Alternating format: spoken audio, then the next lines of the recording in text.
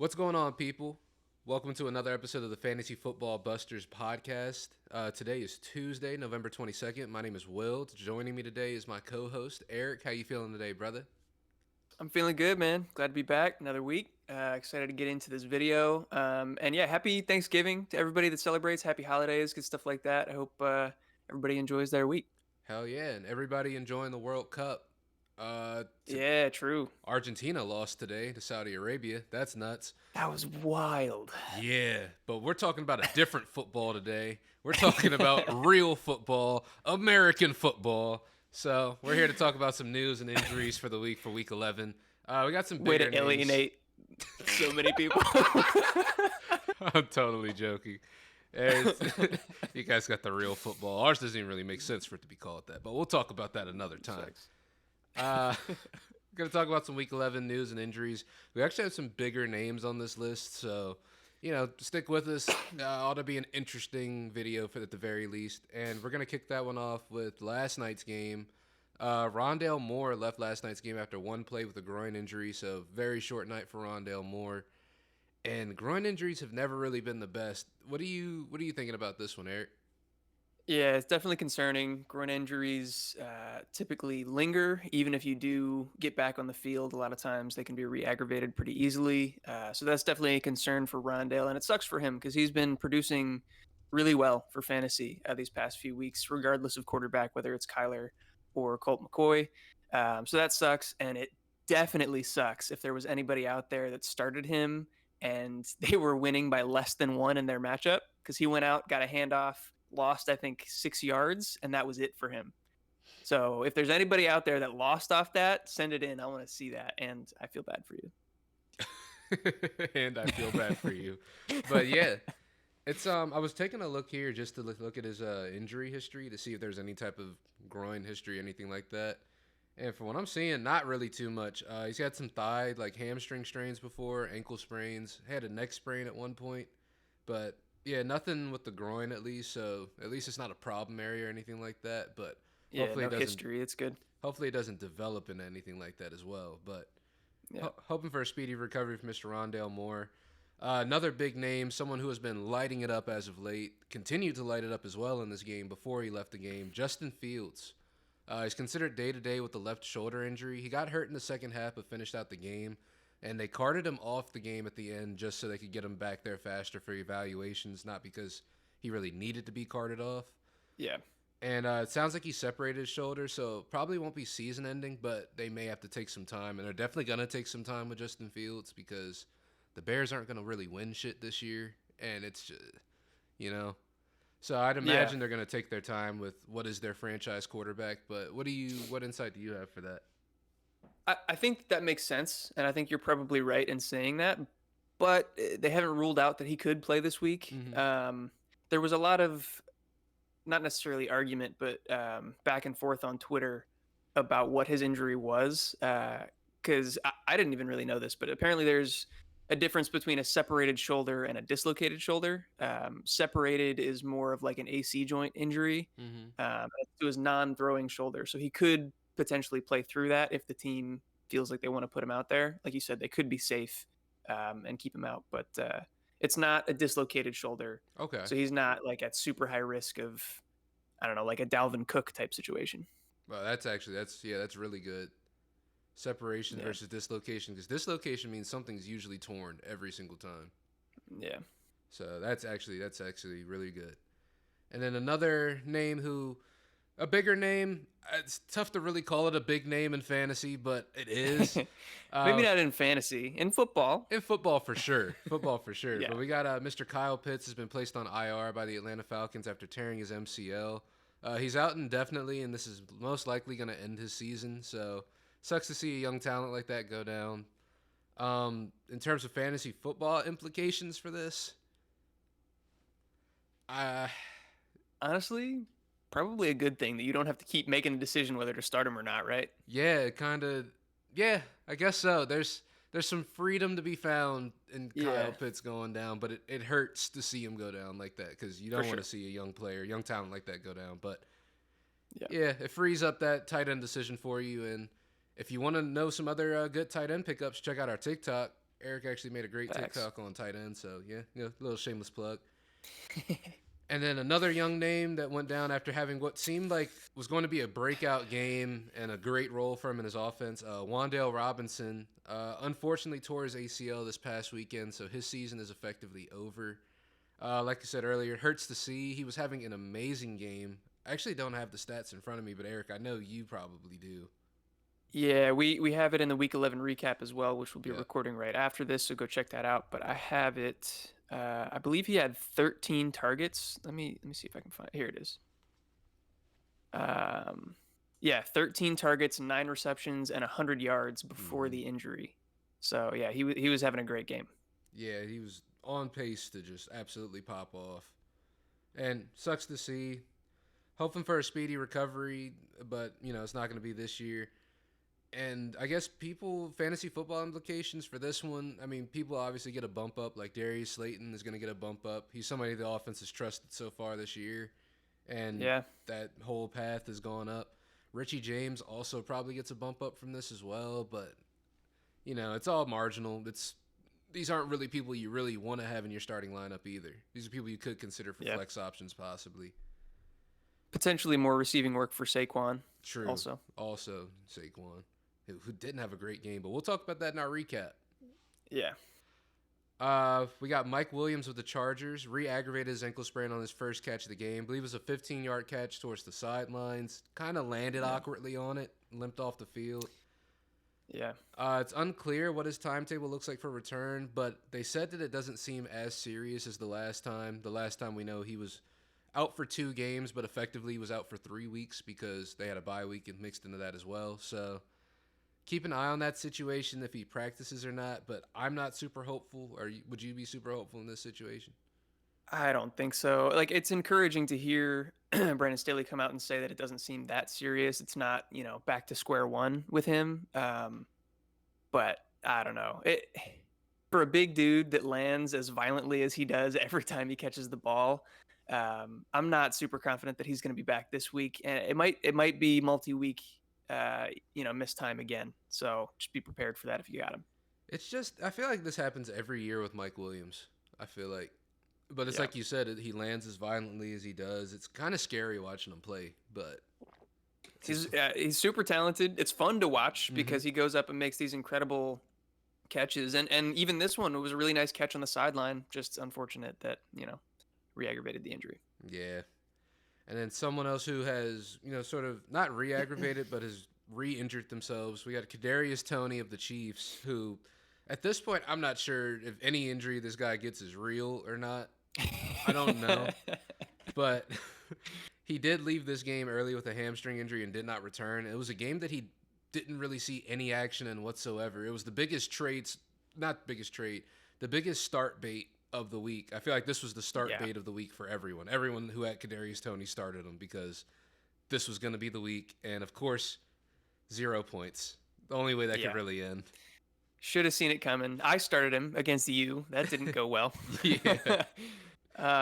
Yeah, I feel bad. Like, assuming this is a real injury, it's got to be. I feel bad for Kadarius Toney. He's clearly really talented, but he just can't stay on the field. I was watching the fantasy footballers, or listening to their podcast the other day, Mm-hmm. and Jason Moore called Kadarius Toney's hamstrings, like rubber bands that were left out in the sun since the 90s. Oh my That's how he God. described that. Nah, but it's And it's accurate though yeah, because it's the same injury every single time. It's always the hamstrings every time. yep. So unfortunate for Tony, and I'm sure a lot of people got hurt by this one. And I honestly, we won't have any sort of like status update on him for the next couple days. So keep your eye on that. Yeah, just something to watch out for. And another big name that's gone down this week, Joe Mixon. He's now in concussion protocol after taking a blow to the head in the game against the Steelers. As you saw, like he exited the game. Samaje Perine did some pretty big things stepping up for him in his absence. Do you have anything to add to this? Do you think that he'll be able to clear protocol, or they'll try to have him clear protocol before the week is out? I'm not going to speculate. You never really know with concussions, but typically, unless it's something really scary, like we saw from Tua earlier in the year, or like Hmm. Juju from a couple weeks ago or last week, whatever it was, um, it's typically 0 or 1 week missed, and that's about it. So I don't think that I doubt that this is going to be like long term, a long term issue for him. Okay. And then staying on the topic of concussions, we got Matt Stafford, who's also in concussion protocol. But however, this one is a little bit different just because if he did suffer a concussion, this would be his second one in 3 weeks. So it could keep him out for a little bit longer than just a normal like one person getting the concussion protocol off of like a one-time incident. Yeah, But definitely hold him back a little bit longer. Concussions are nuts, bro. Absolutely yeah, nuts. really scary. I don't think it's confirmed yet that he does have a concussion, but he is in protocol. Hmm. He also took a blow to the head.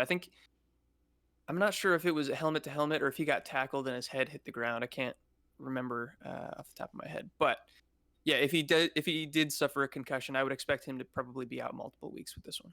Yeah, but I mean, it's Matt Stafford on the Rams without Cooper Yeah, Cup.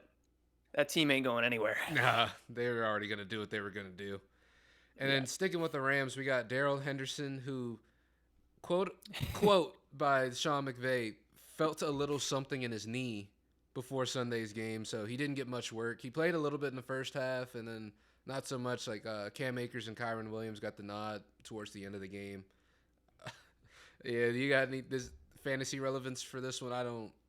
It's the Rams, Not man. really. Yeah. Yeah, it's the Rams. I mean, Darrell Henderson is like a talented dude. When he gets the opportunity, he's been decent. But behind this offensive line on this team, I wouldn't expect much. Anyway, it's weird that if he felt a little something in his knee, they like let him play. Like I think he played for a good amount of the first quarter, and then they pulled him. So I'm just confused all around by it. But like you said, it's the Rams, so it doesn't matter that much. Yeah, you would think that the testing would happen of the knee before the game, and then they would decide. But Yeah, right. hey, it's a shit show over there. They're kind of doing whatever they want. Yeah. We got some Denver Broncos news.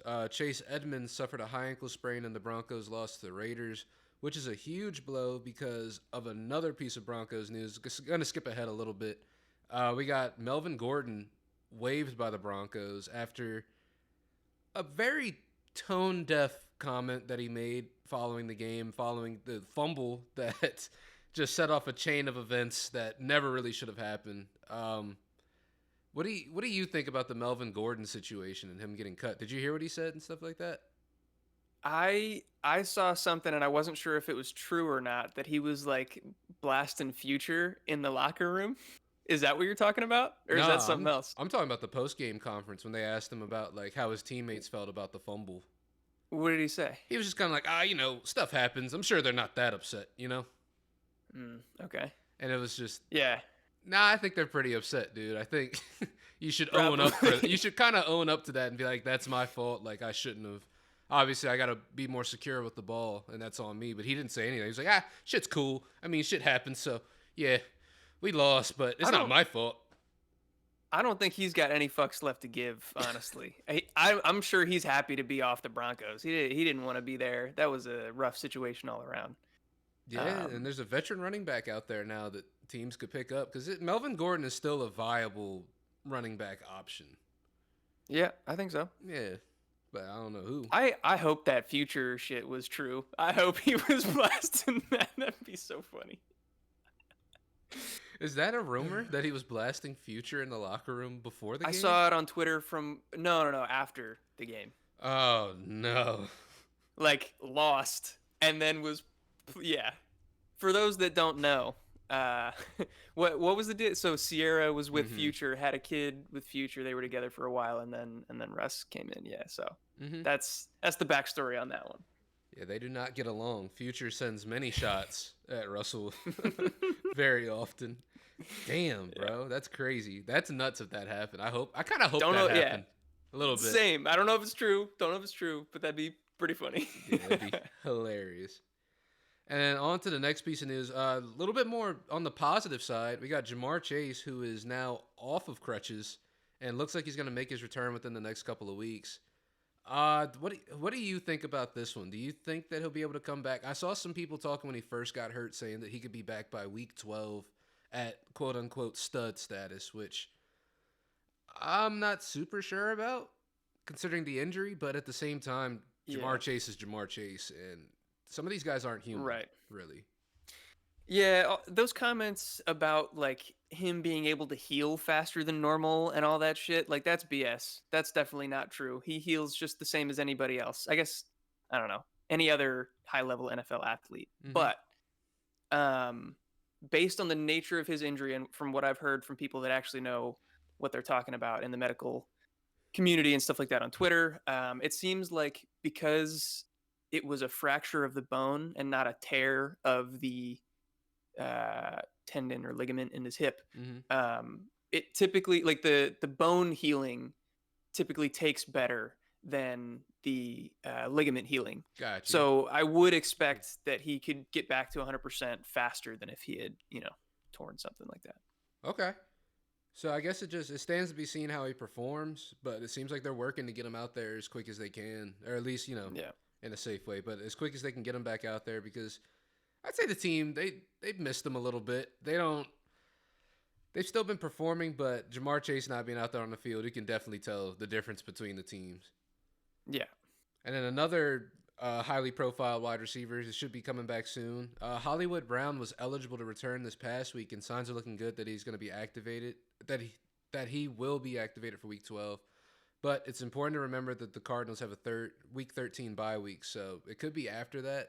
But it's looking more positive that he'll be back sooner rather than later. Like there was a chance that Cliff Kingsbury said he could play in this Monday night game last night, so it's very Yeah. possible he could be back next week. Yeah, there were some videos circulating around Twitter of him back at practice. He looked good. He was coming in and out of cuts pretty confidently. You don't want to just trust that stuff blindly because that doesn't necessarily mean that he's ready for action. But that was it was good to see. It was encouraging to see at least. And the team was clearly on the fence whether or not they wanted to bring him back for this week. So I think that bodes well for a Week 12 return. Yeah. And another wide receiver we're talking about here, we got Mr. Odell Beckham, the town slut. There's a lot of free agency rumors swirling, and the Cowboys and Giants seem like they're the top two teams right now to land Odell Beckham. In terms of fantasy, like I've said before, I have him on a team. I'm just kind of waiting to see what happens. Yeah. Odell's going through a lot of stuff off the field right now as well. I know he said he didn't want to sign with the team until he felt like he was in good football shape, so he's working to get himself back in shape. He's going Yeah. through a lawsuit right now, not because he's getting sued, because he's suing Nike over.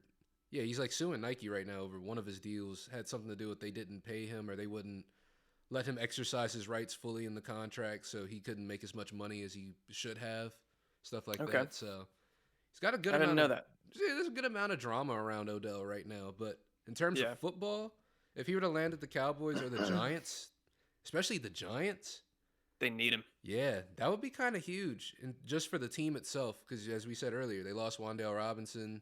Obviously, they lost Yeah. Sterling Shepard earlier this season. It's just they've been going through it, and having an elite, or at least a good wide receiver in Odell Beckham. I don't know if he's still elite anymore, but having a good wide receiver in Odell back there with the Giants would be honestly a cool reunion and just great for that team. So that'd be cool to Yeah. see. Do you think like you have him on a couple teams? Hmm. I think he's worth a stash for sure. Hmm. But we're going into Week 12. We only got 3 weeks left before the fantasy playoffs.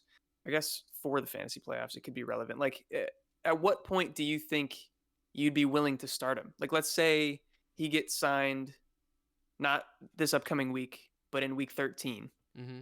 Then, like, when do you feel comfortable actually putting him in your lineup? See, that's a great question because I believe Week 14 is when a lot of playoffs actually start for people, isn't it? I think that would probably be the last regular season week because Week 14 would be typically, yeah, you do 15, 16, 17 as, like true. opening round buys, so quarter semifinals. I would start in Week 14 in a flex just to see what happens.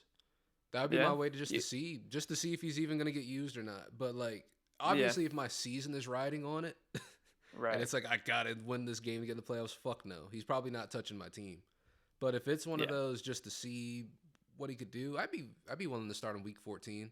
Maybe not Week Okay. 13 just so he could get more acclimated. Like if he Yeah. got signed right now, I'd give him a couple weeks to get acclimated, and then probably start him Yeah, after that because he's a smart dude and he's a great wide receiver. At least he used to be an amazing for wide sure. receiver. You know what I'm saying? Yeah.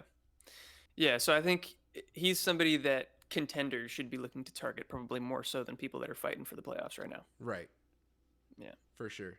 He's not going to be a league winner. He might be someone that could just bolster a good team type Yeah. deal.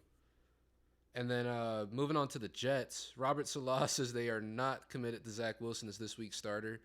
I'm also wondering if his post game comments helped to sort of, I guess, stoke the fire Yeah, because that they was asked not a good him, look. yeah, they asked if he felt like he let the team down. He's like, no.